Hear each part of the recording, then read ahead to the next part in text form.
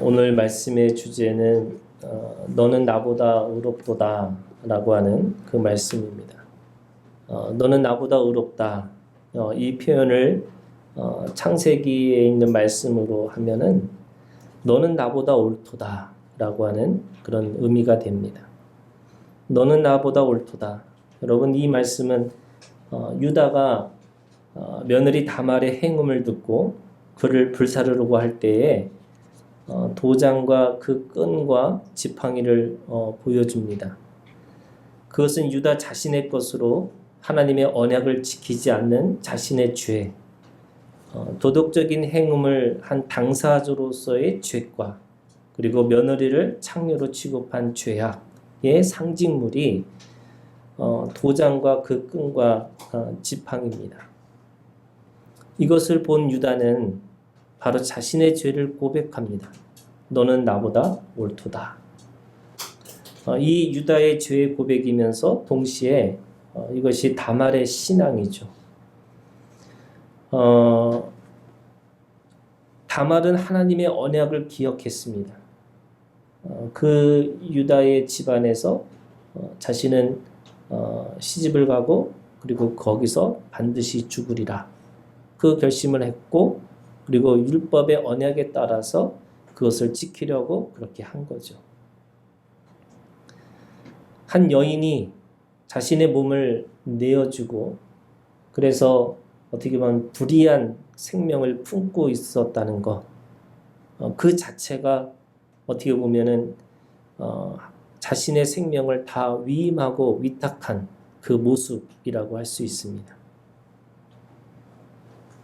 이 믿음이 어떻게 보면은 예수의 족보에 여인의 이름으로 다말이 들어간 이유이기도 합니다. 오늘 본문의 말씀을 보면 똑같이 사울 왕이 다윗을 향해서 너는 나보다 의롭다 이렇게 고백하고 있습니다. 사울 왕이 유다처럼 고백하고 있고 다윗은 한 여인의 다말처럼 하나님의 언약을 기억하고 자신의 생명을 하나님께 위임하고 위탁한 그 신앙의 핵심을 우리에게 보여주고 있습니다. 오늘 이 사무엘상 24장 우리가 읽은 이 말씀을 쫙 어떻게 보면 처음부터 끝까지 잘 들여다보면 사울 왕이 다윗을 죽이려고 쫓아갑니다. 그래서 어떻게 보면 다윗은 쫓기는 자고 사울 왕은 쫓는 자였죠. 23장 우리가 24장을 읽었지만 23장에서부터 그 추격전은 그 도망자와 쫓는 자의 그 삶을 보여주는 것이 23장에 있습니다. 23장을 보면 다윗은 사울에게 거의 잡혀서 죽음 직전까지 갔다는 것을 알 수가 있습니다.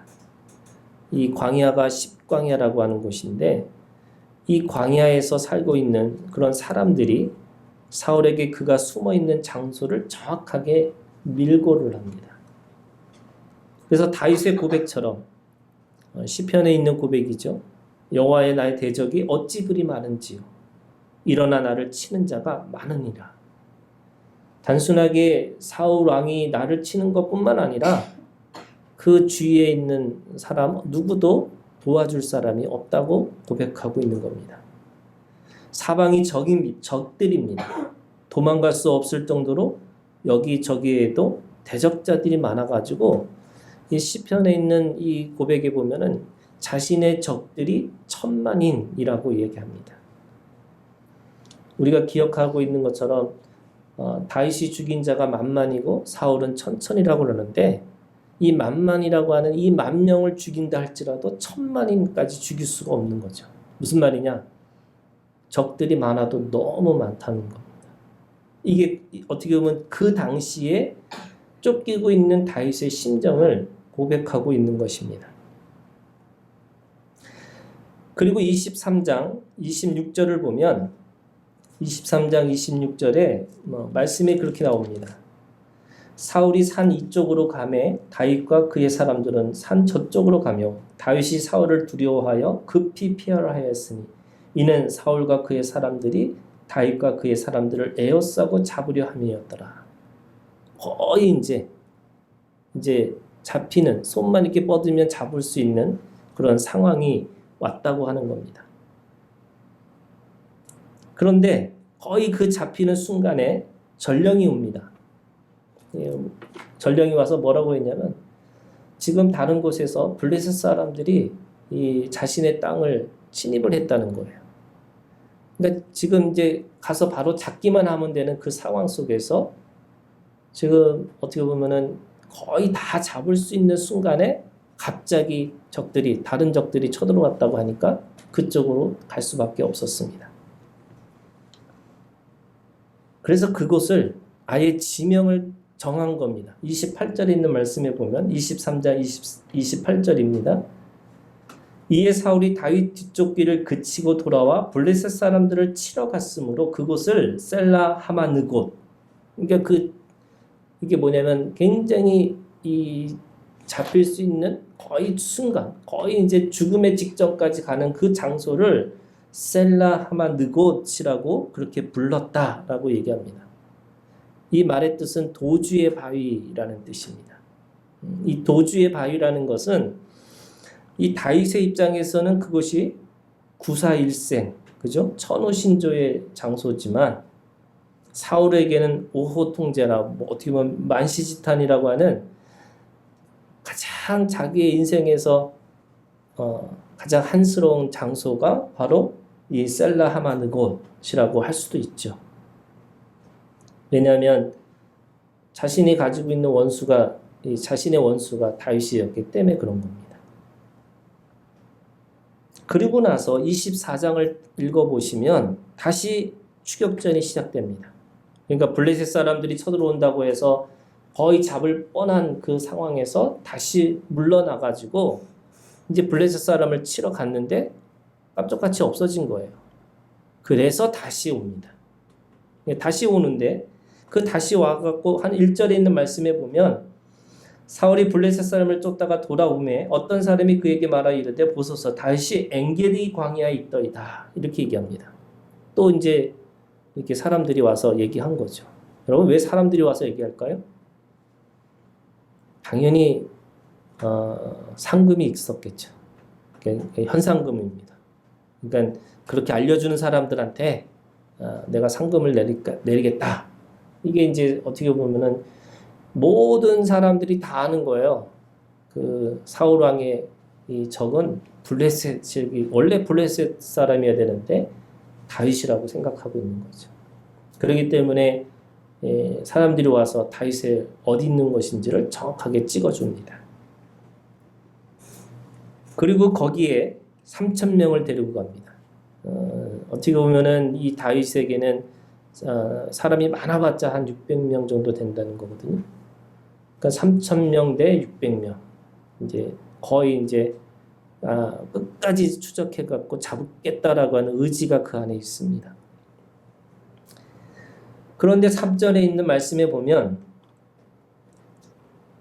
길가 양의 우리에 이르른즉 굴이 있는지라 사울이 뒤를 보러 들어가니라. 갑자기 화장실이 가고 싶은 거예요. 그러니까 뒤를 보러 들어갔다라고 하는 거가 사실은 뭐 언어적으로는 발을 가렸다라는 뜻인데 이 발을 가렸다라는 뜻이 두 가지 의미가 있답니다. 하나는 쉬러 갔다는 의미도 있고 하나는 진짜로 이렇게 급한 일 화장실에 갔다라는 표시가 있는 거죠. 그래서 어디로 들어가느냐? 그 다윗과 그의 사람들이 그 굴 깊은 곳에 있더니, 그러니까 들염소 바위라고 하는 굴에 들어가서 이제 뒤를 보러 가러 갔는데 그 사이에 이미 거기에 다윗이 있었다는 거죠. 그 사람들이 있었습니다. 이 셀라 하마느곳이라고 하는 이 장소가 완전히 바뀐 것이죠. 그죠? 이제는 사울 왕이 다윗을 죽일 수 있는 최고의 기회가 있었던 것처럼 오늘 지금 이 바위의 이 동굴에서는 지금 다윗이 사울을 죽일 수 있는 최고의 기회가 되어진 그 장소가 바로 이 들염소 바위라고 하는 이 굴입니다. 그리고 그것에 대해서 사람들이 얘기합니다. 같이 있었던 다윗의 사람들이 얘기하는 거죠. 4절입니다. 다윗의 사람들이 이르되 보소서 여호와께서 당신에게 이르시기를 내가 원수를 네 손에 넘기리니 네 생각에 좋은 대로 그에게 행하라 하시더니 이것이 그날이다. 다윗이 일어나서 사울의 겉옷자를 가만히 베니라 이렇게 얘기합니다. 지금 사람들이 하는 얘기가 뭐예요? 이게 하나님이 주신 기회라는 겁니다. 이때야말로 정말 지금까지 계속 쫓겨나서 이게 어떻게 하면 여기서 살 수 있을까를 고민했던 다윗에게 사울 왕을 죽일 수 있는 최고의 기회, 그 기회가 오늘입니다. 이렇게 얘기한 거죠. 그런데 다윗이 가만히 겉옷자락을 베고 그 베인 것에 대해서 그래서 죽이지 않습니다. 그러면서 그 다윗에게 있는 말씀이 뭐라고 그랬냐면요. 이 겉옷자락을 가만히 베지만 그것도 마음에 찔렸다. 이렇게 얘기합니다. 그것도 마음에 찔린 겁니다. 근데 왜 안 죽였을까? 그게 지금 이 다윗의 설명이 6절에 있는 말씀입니다. 자기 사람들에게 이르되 내가 손을 들어 여호와의 기름 부음을 받은 내 주를 치는 것은 여호와께서 금하신 것이니 그는 여호와의 기름 부음을 받은 자가 됨이라. 이렇게 얘기합니다. 어떻게 보면은 하나님의 사람이기 때문에 하나님의 사람은 하나님이 판단해야 되는 믿음이 그에게 확고한 거죠. 그래서 내가 함부로 그의 생명을 내가 판단하고 그의 생명을 내가 해칠 수 없다. 이렇게 이야기하고 있습니다. 그리고 굴에서 나와가지고 그 옷자락을 사울에게 보여줍니다. 마치 다말이 유다 앞에서 도장과 끈과 지팡이로 자신의 무죄를 증명하듯이 다윗은 그 옷자락으로 자신의 무죄를 증명합니다. 왕에게 범죄한 일이 없나이다 하고 다윗은 말하죠. 오늘 우리가 읽은 이 본문의 말씀은 그 다윗의 신앙을 보고 사울이 회개하는 장면입니다. 오늘 우리가 읽은 이 말씀의 24장 16절부터 22절은 이 사울의 간증이면서 사울의 고백입니다. 오늘 우리가 읽은 이 말씀에 잘 들여다보면 사울이 회개하고 있습니다. 내가 잘못했다. 그 잘못의 핵심이 너는 나보다 의롭다. 이렇게 얘기하는 거죠. 회개라고 하는 말은 여러분 방향을 돌이키는 겁니다. 이 회개라는 말 자체가 마음의 후회로만 끝나는 것이 아니고 이 마음의 후회는 몸은 그대로 두고 이 머리만 돌이키는 거예요. 그러니까 방향은 이렇게 가고 있는데 이 머리만 돌리는 것을 이 마음의 후회라고 할 수 있습니다. 그런데 회개라는 것은 마음의 후회만 있는 것이 아닙니다. 그 마음의 후회를 통해서 고개를 완전히 몸을 뒤틀어서 원래 가던 방향에서 반대 방향으로 나아가는 걸 회개라고 할 수 있습니다. 이게 몸과 머리가 이게 같이 가야 되는 거잖아요. 그러니까 달려가는 방향은 이렇게 가는데 머리를 뒤로 돌리면 이게 롯의 아내의 모습입니다. 그죠? 소금 기둥이 됐잖아요. 하나님이 그 소돔과 고모라를 떠나라고 명령하셨는데 떠나지 못하고 다시 고개를 돌립니다. 그러니까 어떻게 돼요? 어떻게 보면 막 달려가다 고개 돌리는 것은 넘어질 수 있는 또는 부딪힐 수 있는 경우들이 있는 거죠. 하나님의 나라, 우리 하나님 나라의 문은 여러분 이 하나님 나라가 여호와의 산마라고 하는 어떻게 보면 하나님이 구워진 이 구역이 있습니다. 거기에 들어가는 문이 동서남북 다 문이 열려 있죠. 시온의 대로처럼. 근데 그 문은 회개의 문입니다. 하나님 나라에 들어갈 수 있는 문은 그 문을 통과해서 하나님의 나라로 들어간다면 그 문은 회개예요. 그래서 하나님의 나라, 우리가 왕 같은 제사장, 여러분 우리가 하나님의 자녀입니다라고 하는 신앙이 아니라 이제 하나님 나라의 왕 같은 제사장, 우리가 장자이고 하나님 나라의 기업의 후사고, 그래서 기업 물을 자로 살아가는 우리의 모습으로 살아간다는 게 뭘까? 그냥 내가 하나님 앞에서 내 하나님 이거 해주세요, 이거 해주세요, 이게 아니고 내가 하나님의 뜻과 소원과 목적을 가지고 내가 하나님의 그 사람으로, 하나님의 장자로 살아간다는 것은, 왕 같은 제사장으로 산다는 것은, 결국 그것은 이 회개의 문을 통과해야지만 하나님의 나라에 내가 왕 같은 제사장으로 살 수 있다는 겁니다. 오늘 이 말씀을 보면 사울도 똑같이 회개합니다. 여러분, 회개의 증거가 있어요. 회개의 증거. 제가 어렸을 때 기도원에 다녔는데, 제가 그 안양에 있는 기도원 있죠? 갑자기 이름이 뭐죠, 거기가?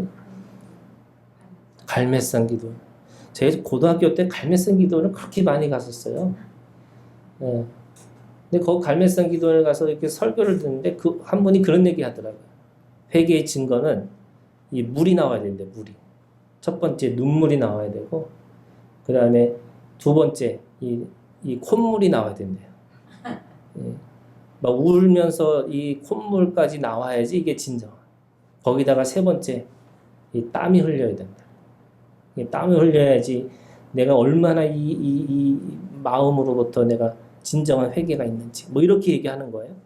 그런 것처럼 오늘 이 말씀에 이 사울 왕의 세 가지 이 회개의 증거들이 있습니다. 16절에 보면요, 눈물을 흘립니다. 17절에 뭐라고 그래요? 의롭다라고 하는 간증이 있습니다. 그리고 21절에 여호와의 이름으로 맹세합니다. 이게 증거죠. 이게 사울이 회개했다라고 하는 증거는 눈물을 흘리죠, 고백하죠, 그리고 맹세합니다. 우리가 보통 이제 회개라는 게 그런 거잖아요. 내가 잘못 살았구나. 이 잘못 살았다는 걸 사람들 앞에서 고백합니다. 간증하는 거죠. 그리고 이제는 내가 이렇게 살겠다고 맹세합니다. 이게 그대로 어떻게 보면은 사울이 내가 회개했다라고 하는 그 증거로 이 세 가지로 이렇게 보여주고 있습니다. 그런데 우리는 이미 역사를 알고 있잖아요. 그게 뭐냐면 이게 다 거짓 회개라는 겁니다. 왜 거짓 회개냐?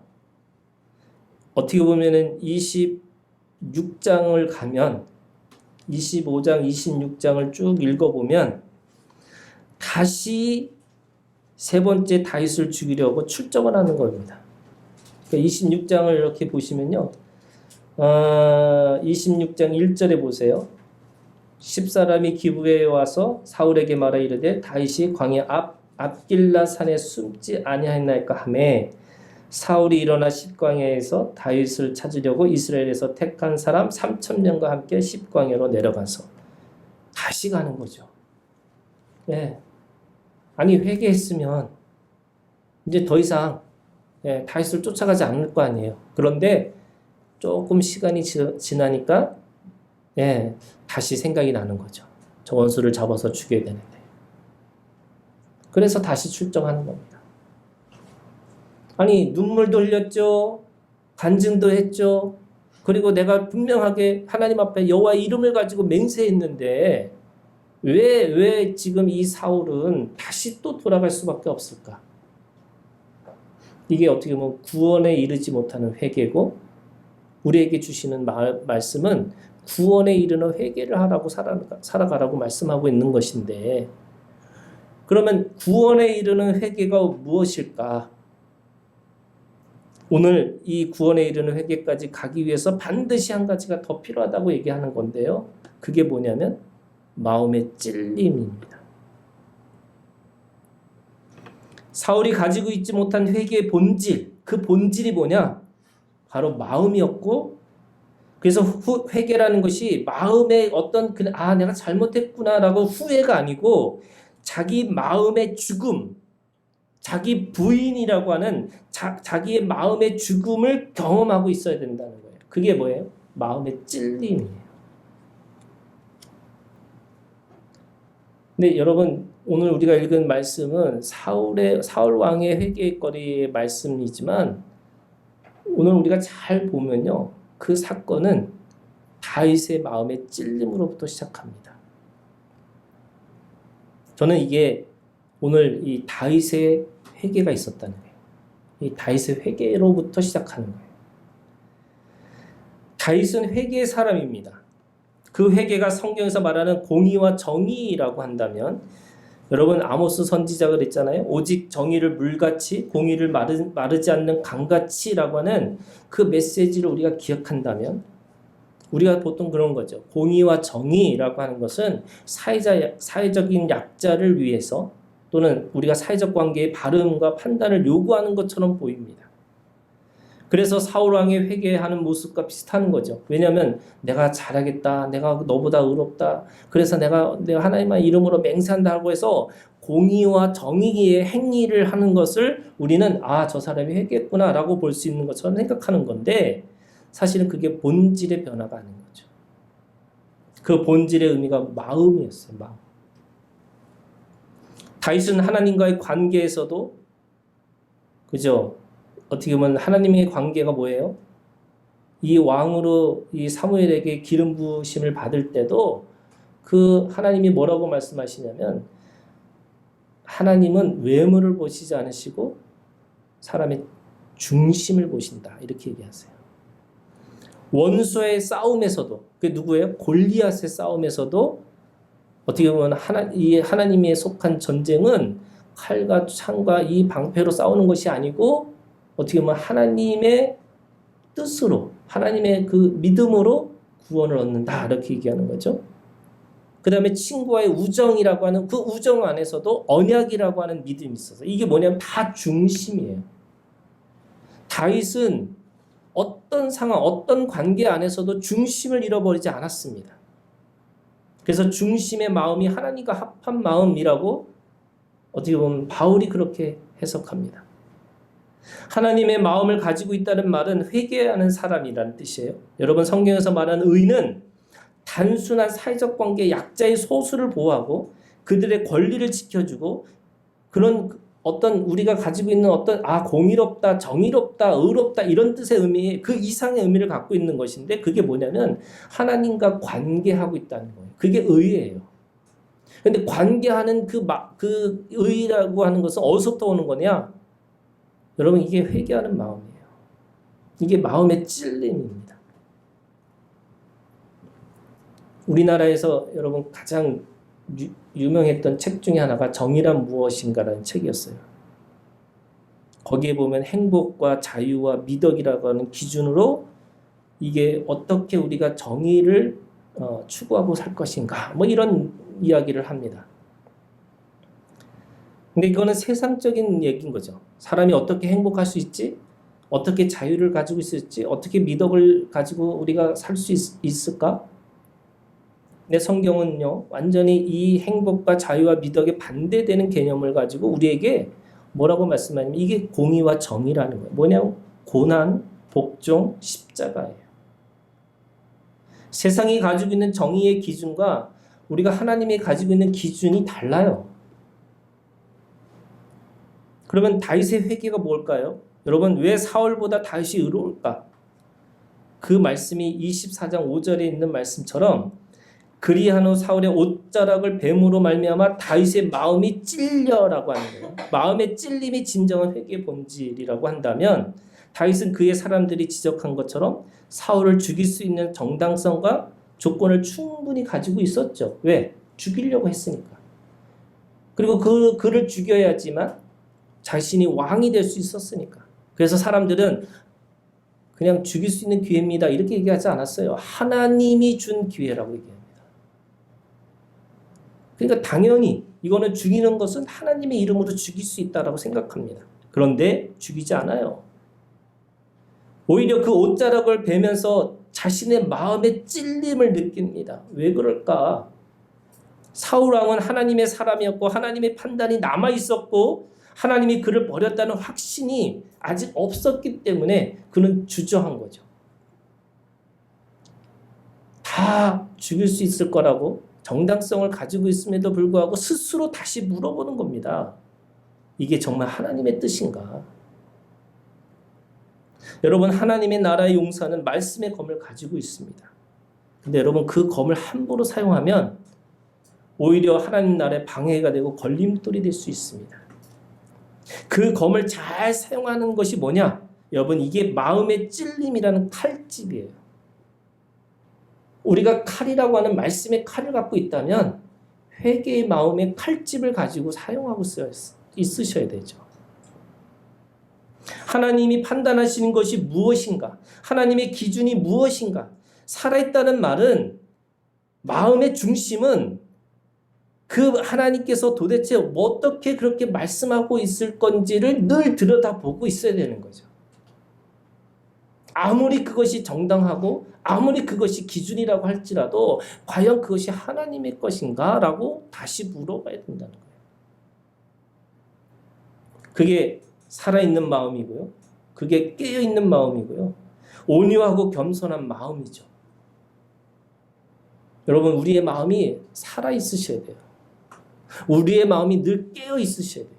우리의 마음이 온유와 겸손의 마음이 있으셔야 돼요.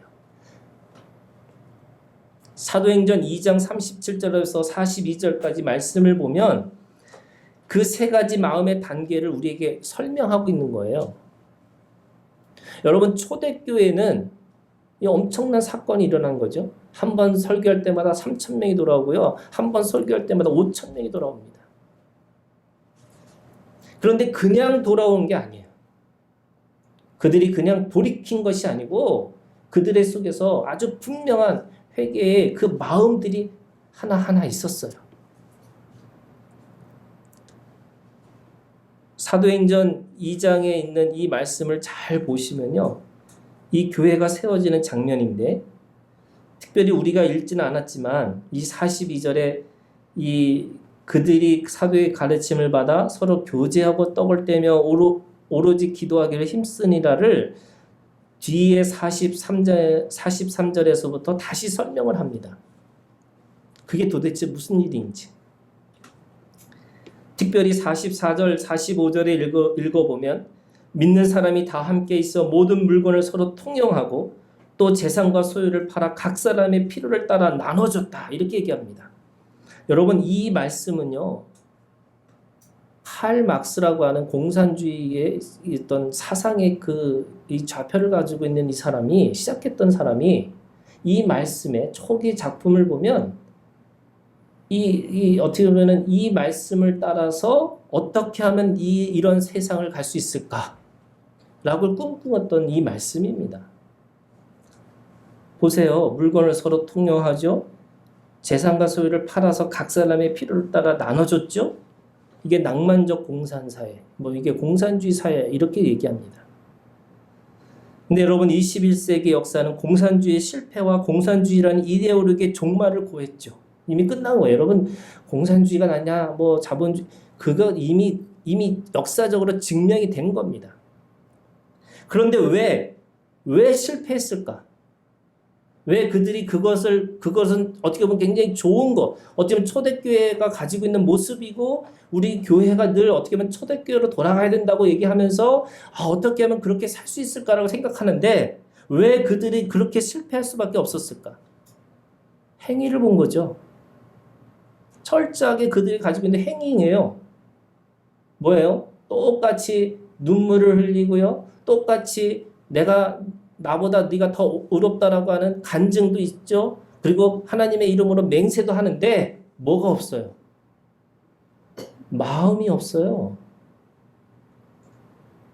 사람들이 조직을 바꾸고 어떤 사람을 바꾸고 어떤 걸 바꾸면 어떻게 보면 좋은 세상이 올 거라고 생각하는데 오지 않아요.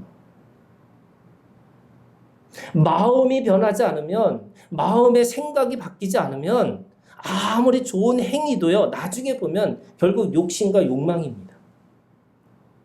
자신의 의를 드러나든지 아니면 그걸 통해서 자신의 욕망을 채우는 것으로 끝나는 거죠. 그래서 사람이라고 하는 이 존재가 이게 우리가 보통 이게 유물론적 사관에서는 내가 물질이라는 게 다 최고라고 생각하는데 절대 아닌 거잖아요. 우리 영혼, 우리 사람이라는 존재가 이 물질의 사람, 어떤 동물적인 사고로 막 사는 것이 아니고 영혼이라고 하는 어떻게 보면 하나님 진리를 알고 그 영혼의 속에서 마음을 가지고 살아가는 존재라는 거예요. 그러면 어떻게 할까? 그 마음의 변화가 어떻게 있을 수 있을까? 오늘 말씀해 보면요. 이 사도행전 2장에 있는 말씀에 보면 37절에 그들이 이 말을 듣고 이렇게 됩니다. 이게 뭐냐면 첫 번째가 여러분 마음의 들음이에요. 듣는 마음이 있어야 되는 거죠. 귀 있는 자는 들을지어다. 귀는 다 있지만 들을 수 있는 귀는 육신의 귀가 아니고 마음의 귀가 열려야 되는 거죠. 마음의 귀가 열려서 마음으로 들어야 되는 건데 마음이 열리지 않습니다. 여러분 애굽의 바로의 귀가 이게 귀가 막혀서 기가 막혀가 아니라 귀가 막혀서 마음이 강팍해졌다는 거예요. 이 강팍한 마음이 어디서부터 오는 거냐? 고집과 회개하지 않는 마음이라는 거는 듣지 않는다는 뜻이에요. 그러면 강팍함이 어떻게 깨지는 거예요? 10가지 재앙을 받아야 되고요. 어떻게 보면 홍해를 통해서 홍해에서 몰살을 당해봐야지 마음의 귀가 열리는 거예요. 오늘 이 베드로의 이 설교를 들었다는 거예요. 이게 듣는 마음으로부터 회개는 시작하는 거예요. 두 번째는 그 듣는 그것을 통해서 뭐냐? 그게 마음의 찔림으로부터 시작하는 거죠. 여러분 다윗이 당연히 하나님 앞에서 이 사람 죽여야 되겠구나 생각할 수 있는데 갑자기 하나님의 음성이 살아있기 때문에 자신의 마음이 살아있고 자신의 마음이 깨어있기 때문에 이게 과연 하나님 앞에 옳은 것인가? 하고 다시 물을 수밖에 없는 거예요. 이게 하나님 앞에 내가 귀를 연다는 거예요. 열었더니 그 마음이 뭐가 생겼어요? 찔림이 생긴 거예요. 우리가 어찌할까? 오늘 이 말씀에 뭐라 그래요? 베드로의 말씀을 듣고 마음에 찔려 베드로와 다른 사도들에게 물어 이르되 형제들아 우리가 어찌할꼬라는 거. 우리가 어찌할꼬. 여러분 이 우리가 어찌할 거라는 게 뭐냐면 탄식이고요. 절망이고요. 죽음입니다. 우리가 어찌하면 좋을까? 우리가 어떻게 보면은 우리가 살고 있는 이 시대 속에서 우리가 신앙생활하는 데 속에서 내 마음이 살아있다면 내 마음이 강팍하다면 듣지 않지만 내 마음이 살아있다면 여러분 긴 한숨이 나올 수밖에 없잖아요. 우리가 어찌할꼬 어떻게 우리가 이 모양 이 꼴이 될 수밖에 없었을까? 우리가 어찌할 거라고 하는 이 깊은 절망 가운데 깊은 그 아픔 가운데 있어야지만 어떻게 보면 하나님이 그 안에서 들어가셔서 하나님의 성령이 일하실 수밖에 없다는 거예요. 오늘 말씀에 그래요. 그들이 어찌할꼬 했더니 회개하여 각각 예수 그리스도의 이름으로 세례를 받고 죄 사함을 받으라. 그리하면 성령의 선물을 받으리니. 여러분 성령의 선물은 우리가 어찌할 거라는 긴 한숨을 통해서 오늘 우리가 그 선물을 받을 수밖에 없는 거죠. 요한복음 20장에 여러분 부활하신 예수님이 죽음이 두려워서 문을 굳게 닫히고 움츠려 있는 제자들을 찾아오십니다. 그들은 뭐예요? 스승이 죽었습니다. 더 이상 살아가는 희망이 없어졌어요. 거기다가 이제 자신의 죽음까지 두려워하고 있습니다. 그래서 문을 닫고서 움츠려 있어요. 이게 뭐예요? 여러분 그게 마음의 찔림이고 그게 깊은 한숨, 우리가 어찌할 거라고 하는 탄식이에요. 근데 그들을 향해서 주님이 말씀하세요. 뭐라고 얘기하냐면 성령의 선물을 주시는데 이 말씀을 하시고 그들을 향하사 숨을 내쉬며 이르시되 성령을 받으라. 이게 요한복음 20장에 있는 말씀이에요. 숨을 내쉬며 이르시되 성령을 받으라. 이게 이제 모양으로 하면 이런 거예요. 예수님이 숨을 내쉬는 거예요. 이렇게 내쉬면서 성령을 받으라고. 그러면 그 성령을 받는 사람들이 어떻게 받아야 돼요? 어떻게 받아요? 숨을 들여 마시면서 성령을 받는 거죠. 이게 여러분 이게 들숨이라고 그래요. 들어 마시는 숨이에요. 원래 저는 이게 사람이 여러분 살아있는 사람은요. 이게 날숨부터 시작한답니다. 우리가 보통 들숨으로 시작한다고 생각하는데 날숨이 시작한 거예요. 내뱉는 숨부터 시작하고 그 다음에 들어 마시는 거예요. 이걸 중세시대 때 수도사들이 기도를 하면서 이 숨의 기도가 있어요. 숨의 기도가 뭐냐면 먼저 내 숨을 내쉬는 거예요. 뭐라고 쉬냐면 내 죄를 용서하여 주시옵소서. 숨을 크게 내쉬는 거죠. 그리고 나서 다시 숨을 들여 마셔요. 성령이여 어서 오시옵소서. 내가 숨 쉬는 순간, 그러니까 숨을 내뱉고 숨을 다시 들어 마시는 것이 내 죄를 용서하여 주시옵소서. 성령이여 어서 오시옵소서. 이게 숨의 기도거든요. 그러면 여러분 성령을 받으라고 할 때 그 숨을 내쉬는 그것을 우리가 받을 수 있는 조건이 뭐냐? 긴 한숨이에요. 깊은 탄식이에요. 내 삶에 대해서 자족하고 내 삶에 대해서 내가 그냥 주저앉아서 그냥 안일하게 살아가는 모습이 아니라 이 세상을 보고 어떻게 보면 이 지금 돌아가고 있는 이 꼴을 보면서 깊은 한숨을 쉬고 탄식을 하는 사람에게 성령은 더 깊은 체험을 통해서 더 많이 들여 마실 수 있는 거죠. 여러분 어떻게 보면은 우리가 가지고 있는 말씀이 뭐냐면 이 숨을 크게 우리가 어찌할 거라는 게 뭐냐면 이 죽음이에요. 자신에게서 아무런 소망이 없고 자신에게서 아무런 것 없는 그 무기력감을 경험한 사람만이 성령의 선물을 가지고 살아갈 수 있다는 거예요. 이게 회개죠. 회개는 듣는 마음도 있어야 되지만 어떻게 보면 마음의 찔림을 통해서 내게 있어서 아무런 의미가 없다는 아무런 소용이 없다고 하는 깊은 탄식 가운데서 마음의 찔림이 생기는 거죠. 그래야지 마음의 방향이 바뀝니다. 사도행전 2장 41절에 있는 말씀에 그들은 행동으로 세례를 받습니다. 죽음의 장소로 가는 거죠. 십자가의 상징이 세례입니다. 그 죽음을 경험한 사람만이 생명의 방향으로 몸을 틀 수 있고 그곳으로 달려갈 수 있습니다. 하나님의 사람은 날마다 회개하는 사람이죠. 여러분 욥은 욥기 1장 1절에 의로운 사람이었어요. 그런데 욥기 42장에 가면 다시 회개합니다.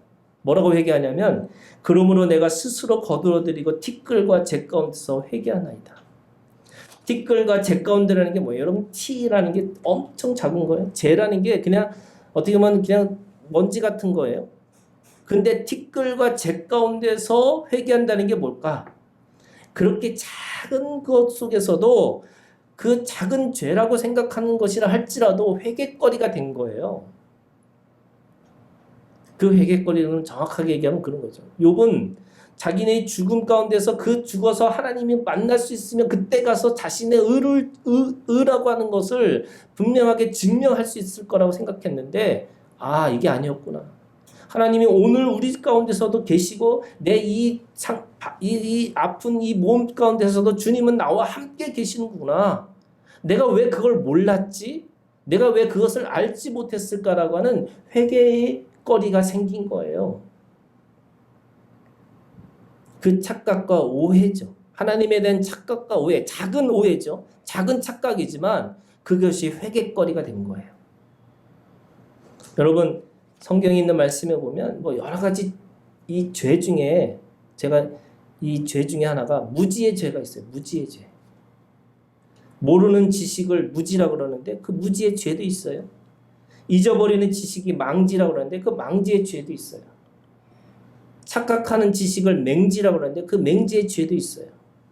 왜곡한 지식을 오지라고 그러는데 그 오지의 죄도 있어요. 그래서 이게 뭐예요? 다 회개거리인 거죠. 그 마음의 방향이 뭐냐면 우리에게 기준이 생겼다는 거예요. 푯대가 생긴 거예요. 그게 뭐냐면 내가 마음의 중심을 잡아서 그 중심을 따라서 살겠다는 거예요. 그래서 오락가락하지 않고 이 롤러코스터 타는 것처럼 왔다 갔다 하지 않고 내 마음에서 울그락불그락 하는 게 아니고 정한 마음을 가지고 그 마음의 방향을 따라가겠다는 거예요. 이게 회개죠. 그래서 여러분 하나님 나라의 다윗의 신앙이 뭐예요? 마음의 찔림이에요. 그것을 믿음의 세계에서는 의라고 얘기합니다. 하나님의 의는 복음이라는 예수 그리스도에서 나타나는데 그 복음의 의가 믿음으로 시작해서 믿음에 이르기까지 믿음의 세계를 살게 하는데 하나님의 나라는 뭐예요? 그 의라는 것 그 자체가 마음에 가지고 있는 그 마음의 들음과 마음의 찔림과 그래서 마음의 방향으로 살아가는 거예요. 그 행위가 복종과 순종입니다. 하나님의 나라는 거역과 멸시로 이루어지지 않습니다. 하나님은 우리에게 분명하게 말씀하셨어요. 말씀을 마음으로 듣고 마음에 찢어져서 마음의 진정한 승리를 경험하라고. 그것이 우리에게서 복종과 순종의 행위로 나타나야 되는 거죠. 그래서 여러분 오늘 우리가 읽은 이 사무엘상에 있는 말씀에 보면 다윗이 사울보다 나은 의가 3가지가 있어요. 너는 나보다 의롭다라고 하는 그 3가지 의가 뭘까? 첫 번째가 11절에 있는 말씀이에요. 24장 11절에 내 아버지여 보소서 내 손에 있는 왕의 옷자락을 보소서 내가 왕을 죽이지 아니하고 겉옷자락을 베었은즉 내 손에 악이나 죄가가 없는 줄을 오늘 아실지나이다. 왕은 내 생명을 찾아 헤아려 하시나 나는 왕에게 범죄한 일이 없나이다. 이게 무슨 말이에요? 여러분 결정적인 승리의 순간에도 그것에 취하지 않고 마음의 악이나 죄가를 살피고 있다는 거예요. 여러분 죽이면 끝나는 건데 죽이지 않으면서 뭐라 그래요?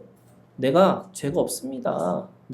내가 죄가를 살펴봤지만 내가 아무리 생각하지만 당신에게 죄를 짓지 않았습니다. 라고 그렇게 자기 스스로를 증명하려고 하는 거예요. 원수라고 생각하는 그 사울 왕에게 다시 묻습니다. 나는 왕에게 범죄한 일이 없고 그래서 당당하고 떳떳하게 나는 하나님의 자녀라는 것을 분명하게 얘기합니다. 그게 너는 나보다 의롭다라고 하는 그 의의 복종과 순종의 행위였어요. 두 번째 여러분 12절에 있는 말씀인데 12절에 이렇게 얘기합니다. 여호와께서는 나의 왕 사이를 판단하사 여호와께서 나를 위하여 왕에게 보복하시려니와 내 손으로는 왕을 해하지 않겠나이다. 여호와가 판단자고 여호와가 보복자라는 거예요. 내 은밀한 마음까지도 보시는 하나님이시기 때문에 하나님이 판단하시고 하나님이 보복하실 것이라고 분명하게 확신 있게 이야기합니다. 여러분 누구도 우리는 마음을 속일 수가 없는 게 하나님은 그 마음까지도 다 보시는 분이잖아요. 사람들한테 베푸는 어떻게 보면 내 구제가 어떤 마음으로부터 시작했는지 하나님은 아시잖아요. 또 내가 그를 향해서 내가 뭔가 어떻게 보면은 비판을 하고 또 그것에 대해서 어떤 심판을 한다 할지라도 하나님 그 마음을 아시잖아요. 그래서 우리가 그 행위를 가지고 보는 게 아니라 그 마음의 행위를 보고 계시는 하나님 앞에 판단을 맡기시는 거죠. 그러면 내가 원수를 선대하고 내가 그 원수를 위해서 기도하고 그래서 그 악한 행위는 내가 분명하게 아니라고 말하지만 그 영혼을 위해서는 내가 기도해 줄 수 있는 거잖아요. 왜? 하나님 내 마음을 아시기 때문에. 왜? 더 정확하면 나도 하나님 앞에 누구도 그 의로 가지고 설 수 없기 때문에. 여러분 발가벗긴 채로 하나님 앞에 우리가 서야 되는데 그 안에 누가 의가 있겠어요? 그래서 누구든지 예수 그리스도의 옷을 입고 그 심판 가운데 서 있어야 되는 거잖아요. 믿음으로 여호와 앞에 서서 하나님의 판단을 구하고 살아야 되는 겁니다. 마지막으로 여러분 20절에 있는 말씀에 너는 나보다 의롭다라는 이 말씀이 도대체 뭐냐면 보라 나는 네가 반드시 왕이 될 것을 알고 이스라엘 나라가 네 손에 견고히 설 것을 아노니. 여러분 이 말씀이 뭐예요? 여러분 원수의 입에서 네가 왕이라고 인정받는 거예요. 저는 그것이 굉장히 중요하다고 생각이 들어요. 여러분 사랑할 사람을 사랑하고 미워하는 사람을 미워하는 거요? 뭐라고 얘기해요? 성경은. 그거 이방인들도 하는 거라고. 제가 가끔 TV에 개는 훌륭하다라고 보는데 진짜 개가 훌륭하더라고요. 아니 개도 저렇게 하는데 미워하는 사람, 저도 미워하는 사람, 저 미워하는 사람 저도 미워요. 저 사랑하는 사람, 저 막 이렇게 아껴준 사람, 저도 그 사람 좋아요. 근데 그거는 세상의 사람들도 한다는 거예요. 세상의 사람들이 하는 거 똑같이 하는 게 아니라 어떻게 보면 그걸 넘어서 그걸 품고 그거를 통해서 그들을 향해서 그들이 우리를 향해서 네가 의롭다라고 증명되고 입증돼야 되는 거죠. 여러분 그건 죽을 맛이겠죠. 그건 쉽지 않을 거예요.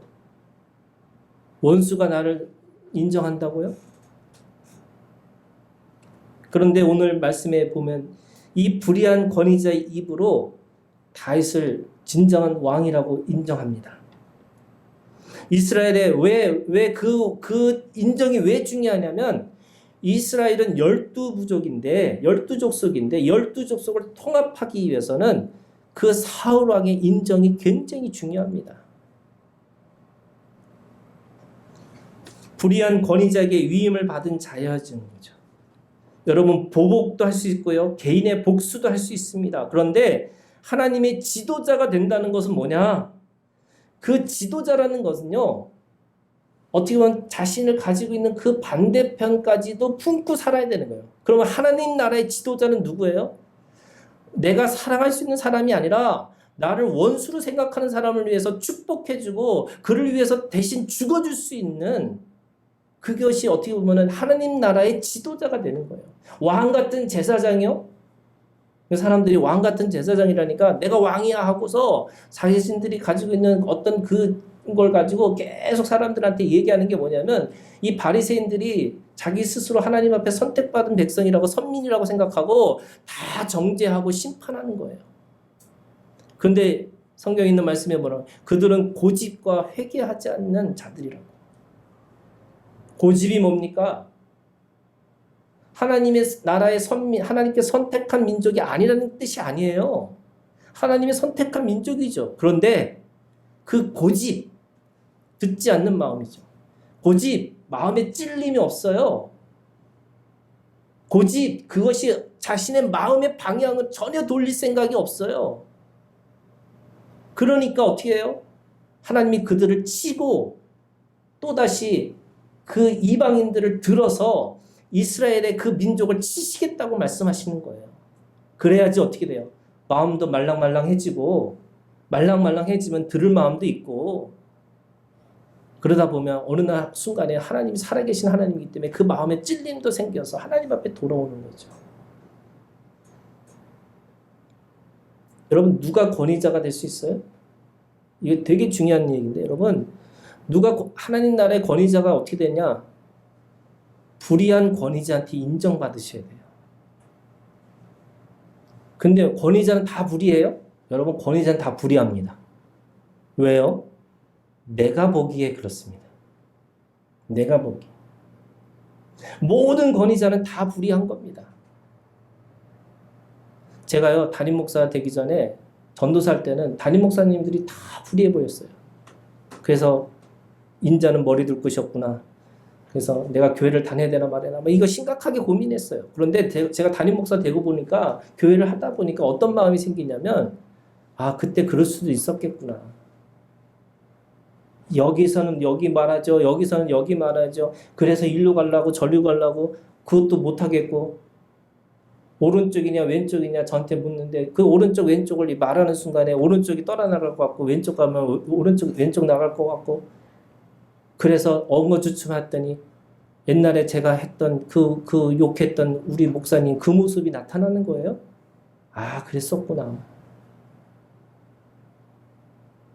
여러분, 권위자는 이 복종과 순종인데, 여러분, 복종과 순종이라는 게 복종의 태도를 가지고 있으셔야 돼요. 여러분, 죄송한 얘기지만 목사들 별로 좋은 목사 별로 없잖아요. 그런데 목사님이세요. 저는 이게 복종의 태도라는 거예요. 목사님이에요. 누가 뭐래도 하나님이 그 세우신 목사님이에요. 그래서 복종의 태도를 잃어버리면 안 돼요. 그런데 순종의 행위는 다를 수 있어요. 왜? 목사님이 신이 아니잖아요. 하나님이 아니시잖아요. 그러니까 그 순종의 행위는 내가 따를 것이냐 말 것인가는 또 다른 문제예요. 그런데 여러분 복종의 태도를 버리면 안 돼요. 사울 왕이 여러분 재밌잖아요, 여러분. 사울 왕이 하나님이 기름 부으신 왕이에요. 그러면 다윗이 어떻게 생각해요? 복종의 태도를 가지고 있었어요. 그런데 예를 들면 이래요. 사울 왕이 이래요. 다윗에게 야, 너 일로 와. 너 나한테 죽어야지. 내가 기름 부으신 왕이니까 너 내 말 들어야지. 근데 가요, 안 가요? 가요, 안 가요? 안 가죠. 복종의 태도는 버리지 않아요. 하나님이 기름 부으신 왕이에요. 그렇지만 그 말은 듣지 않아요. 순종의 행위는 하나님의 기준을 따라서 그렇게 따라가지 않아요. 그래서 여러분, 우리가 복종의 태도는 잃어버리지 말았어야 돼요. 그렇지만 내가 그것이 하나님의 말씀의 기준에 맞는지 안 맞는지 순종의 행위는 다시 생각해봐야죠. 원래 제일 좋은 건 뭐예요? 복종과 순종이 같이 가는 거예요. 그래서 하나님의 말씀에는 아니오가 아니라 예만 있는 거죠. 다 예만 있는 거예요. 그런데 사람이기 때문에, 하나님이 아니시기 때문에, 그래서 내가 그것이 하나님 말씀의 기준에 맞으면 순종할 수 있고 그게 맞지 않으면 순종하지 않을 수 있어요. 근데 복종의 태도까지 버리시면 안 돼요. 하나님이 우리에게 권위자를 왜 주셨어요? 하나님은 그 권위자를 통해서 하나님의 나라에 진정한 그 왕과 제사장의 권위를 주시려고 그 불의한 권위자를 통과하라고 우리에게 주신 거예요. 사울 왕을 통과해야지 다윗은 진정한 왕이 될 수 있습니다. 그래서 그 마음속에서 늘 살아있는 마음이기 때문에 그 옷자락을 베는 것조차도 마음에 찔렸다고 얘기하고 있습니다. 왜? 복종의 태도는 갖고 있으니까. 아무리 자기가 원수라고 할지라도 하나님이 기름 부으신 왕이지. 내가 함부로 그렇게 할 수 있을까? 다시 묻고 다시 묻는 거예요. 그래서 하나님이 세우신 사람이라는 그 믿음의 복종이, 그래서 하나님이 세우신 종은 하나님이 판단하신다는 그 믿음이, 그래서 아무리 불의하게 보인다 할지라도 하나님의 사람이라고 그렇게 인정해 주니까 그가 다윗을 향해서 네가 왕이라고, 네가 진정한 이스라엘의 왕이라고 그 사울의 왕의 입에서 입증하고 증거하고, 그리고 그렇게 어떻게 보면 인정해 주는 거죠. 여러분, 다윗의 이 믿음이 있기를 주님의 이름으로 기도합니다. 아멘.